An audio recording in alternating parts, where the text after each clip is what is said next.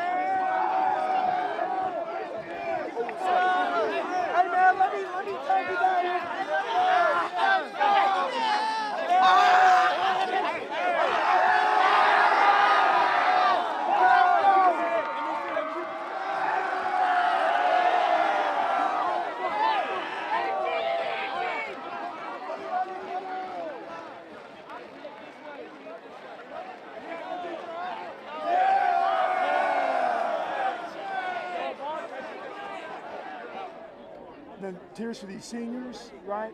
There's a big group of these guys that are three-year starters, right? And I've seen them grow as football players. I've seen them grow as men, and it's incredible. It's satisfying, and I can't wait to see what's in store for this group of seniors as they grow up. Does the feeling now feel anything like you thought it would before? Yeah, I've dreamed about it. You know, I was lucky enough as an assistant to be here, so I know what the atmosphere is going to be like. But to be the head coach of a team that's, you know, that no one in Broken Arrow has ever done, I don't know if I'm worthy of that title. Some of all the great men that have coached here. You know, we put some pieces together, and the kids believed it. And when the pieces all fit together, right, it builds a pretty beautiful picture. Coach, tell us the legacy you and your kids are going to leave here today. Oh my gosh, legacy! I'm not qualified yet for that question. Well, we've set a standard. This is what we talked about after they won their first few games, right? The standard they had set for the expectation level for the rest of the season, and that will carry over to next year's team and the teams after, right? The expectation level of how they're supposed to work, what it's like to win big games in big environments. So, the legacy is maybe the two words, right? Put quotations around hard work. What went through your mind when you saw Miles pick off the pass? Oh, well, first I was elated. You know, the young man's, he had a rough first half. And he's such a talented young man. He's so talented.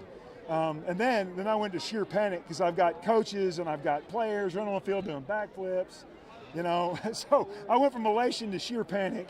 Then of course I realized it's, any penalty they throw is a dead ball foul, and we've got the ball anyway.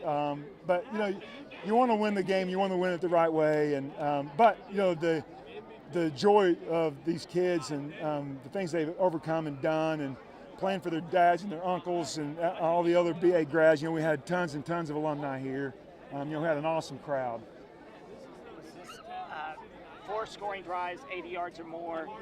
Did you just seem to wear them down? Did you just feel that, Yeah, as you get about the middle of the second quarter, Jinx was trying to play a lot of kids both ways.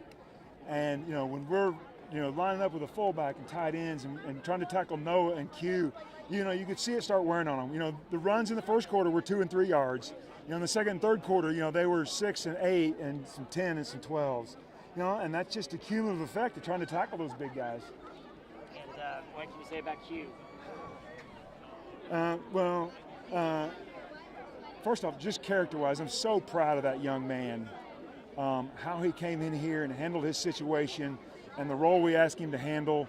It would have been easy for him to come in here and not being named the starting quarterback, be disgruntled, and it was anything but that. I mean, everything was positive.